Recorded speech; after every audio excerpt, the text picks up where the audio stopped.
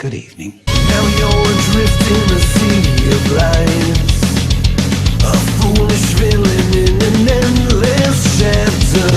The demons riding behind your eyes, a simple shadow we can fight together. I'll never walk away. Let's kill something. I'm Media Award and welcome to my review for Machete Kills. I just got back from the cinema watching this movie, and I have with me also is a pizza from Pepe John's. This is at the Odeon where I'm at. Actually pretty nice pizza, I have to admit.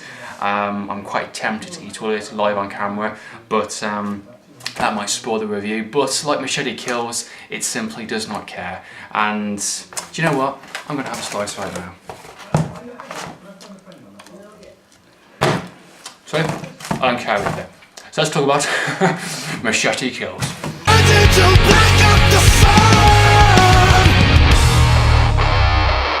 So Machete Kills is a sequel to the first Machete movie directed by Robert Rodriguez. He's come back to do the second one and wrote this movie also. It's a completely mad movie, it's a grindhouse type of movie. They're basically the origins of Machete in a sense.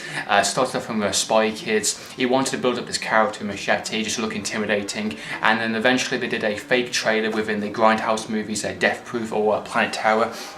And they did a fake trailer called Machete, and it turns out to make a feature-length movie, the first Machete movie, which I felt was not particularly that good in all fairness. I was really looking forward to that, but it did not deliver in what I wanted it to do. I think it's a bit silly and a little bit over the top, even for a grindhouse movie. This one had a nice balance between violence and just pure awesomeness in a sense. I had a lot of fun with this movie, definitely not better than I was expecting it was going to be. I had very low expectations, walked out thinking, do you know what, that was really, really fun, and I had a huge smile on my face. Me and my friend were just saying we'd laughed so much in it. We walked out thinking, yeah, that was pretty fun in all fairness, that was exactly what I wanted, and I honestly cannot wait for the third movie, Machete Kills again in space.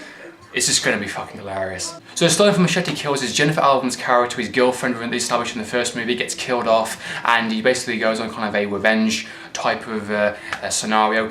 Charlie Sheen's character, the President of the United States, hires him to go and take out this kind of madman, this kind of guy that's about to blow up the world in a sense, has a nuclear device, and he calls Machete Kills, and he goes after him, and just crazy stuff. If you're actually expecting a storyline for this movie, an actual script, you've come to the wrong movie. This is gonna have no sense of pacing, no sense of whatever. It's just completely mad stuff. I was quite happy with the film.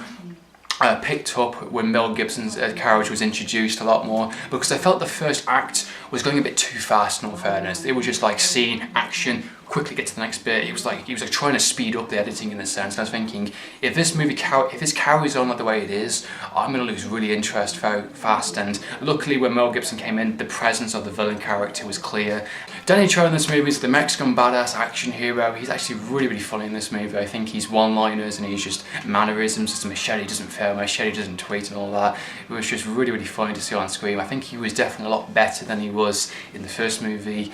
He's not really an actor, he's not really a performer, he's just a Mexican action hero guy, and he's just really, really funny. I like how he bounces off all the other actors and all the other villain characters in the movie, and him and Mel Gibson really work well together, I think, on screen. He's just, as actual main leader, the main guy, of course Machete Kills in a sense, he is the main character. I think he holds the movie quite well in terms of just an actual character we're rooting for, very Duke Nukem style sense, it was just like a very typical kind of, he always gets the ladies in a sense, he always gets the bad guy, and it's just that type of attitude, that type of kind of 80s nostalgic, cheese in the sense of the grindhouse feel makes the movie work so well, and it's taken the piss out of so many movies, action movies in a sense, especially to reference to Mad Max, and there's definitely a kind of a sort of twist that happens in the movie which I genuinely was not expecting, and actually made the movie a hell of a lot more better, if I'm perfectly honest. The moment that Mel Gibson came in, I felt it was a lot more funnier, it was definitely a lot more, it kind of, stopped itself because it was going a bit too fast in some of the first act of the movie, and then once you got to the mid-act with Mel Gibson, it was definitely a lot more better, I think it was. Introducing the sci-fi weapons and all those kind of mad stuff, it's just like, this is completely insane. And when it got to the sci-fi guns and all that type of stuff, and lots of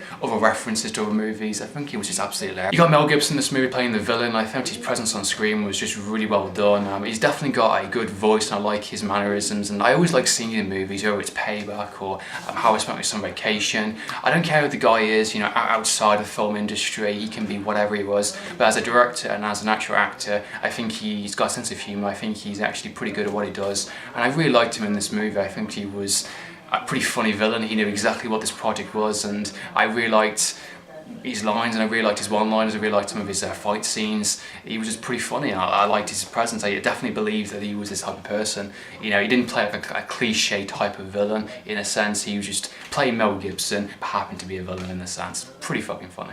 You know, a character in this movie called the Chameleon, which constantly keeps changing faces and different actors. And in that way, you get lots of different cameos from other famous actors, some from TV shows, other from other projects, and of course Lady Gaga's in this movie also, which is pretty funny. Nice to see her in her first official role. She didn't do a huge much in all fairness, really, but just her presence, her style, her kind of, I don't know, what's the word? She had like, in some scenes, a really like a good, like smoking hot look to her in a sense, but other scenes it was a bit like, yeah. Charlie Sheen's in this movie playing the President of the United States, which he only did a cameo really. I was expecting a little bit more from him. I was expecting him to do like a Mel Gibson coming out the last second, just blowing everyone away kind of thing. I was expecting a scene where he just killed someone, but he actually didn't. Maybe in the third movie he might, but who knows. But I felt he was a pretty funny role, and I really liked some of his one-liners, and it's definitely just very Charlie Sheen to do what he did. And of course lots of references to winning and all that type of stuff. The rest of the cast did a very good job in playing an over-the-top, you know, villain characters. Some were just, you know, there for the body count, some of that's just for the mad nature of it. There's this really funny bodyguard in the movie which just keeps coming back, which is really funny. The comedy's done well. It's just insane. It's just a bit of fun. It's not obviously meant to be taken seriously. It's not going to win any Oscars. It's not got a great storyline, in all fairness. It's just an insane fun grindhouse movie that just wants to have a bit of fun. Robert Rodriguez definitely knew what he wanted to do by this movie, and he definitely showed it on screen. And I think it was a better job he did in the first movie, and I would definitely buy this on Blu-ray or DVD for sure. And I'm extremely looking forward to Machete Kills Again in Space, which is going to be one of my highlights in a couple of years' time when I see that movie, because of course they do these fake trailers, and that's going to be the next one, which I'm just so looking forward to seeing that movie, because it's just going to be funny. They're definitely going the new Duke Nukem type route, which I'm looking forward to. I gotta say, looking forward to it. So that's been my review for Machete Kills. Hope you enjoy watching this review. What do you think of the movie? Do you think it's good? Do you think it's bad? I'd love to know your opinions. Comment down below. So in the meantime, aren't you familiar with Home Game TV? Sign out.